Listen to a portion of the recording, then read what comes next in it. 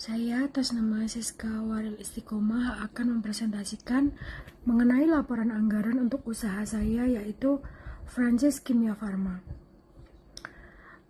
Di bagian ini, saya menjelaskan latar belakang usaha Kimia Farma. Saya memilih Kimia Farma dikarenakan menurut saya merek ini sudah dikenal luas, manajemen yang terstruktur, dan memberikan dukungan penuh kepada mitra bisnis atau biayanya lebih banyak ditanggung dari merek franchisenya. Untuk produknya yaitu berupa penjualan obat-obatan, konsultasi dengan farmasi dan dokter praktek, alat-alat kesehatan, produk herbal dan suplemen vitamin dan lainnya, dan layanan home delivery obat.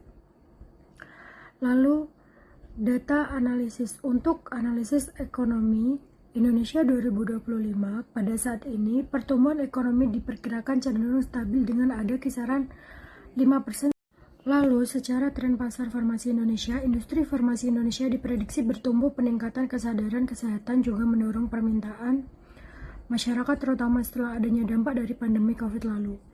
Pemerintah juga mendukung target Indonesia untuk menjadi 15 besar industri farmasi global dengan nilai pasar 700 triliun pada tahun 2025.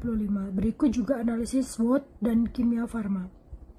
Secara kompetitor terdebat K24, dan yang membedakan dengan Kimia Farma adalah K24 menyediakan layanan digital melalui aplikasi untuk pengantaran obat, layanan buka 24 jam, harga yang konsisten, dan rutin melakukan promosi. Analisis lokal. Si strategis lokasi yang cocok adalah lokasi yang dekat dengan rumah sakit, klinik, puskesmas, area-area komersial, daerah perumahan. Lokasinya juga harus memiliki parkir yang bisa digunakan.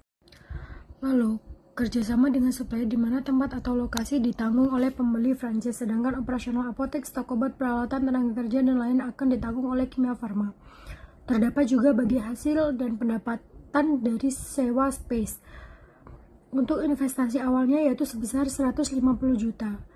Asumsi biaya. Berikut adalah asumsi biayanya. Untuk yang perlu diperhatikan yaitu asumsikan penjualan per bulan sebesar 180 juta dengan diperkirakan per hari terdapat 80 transaksi.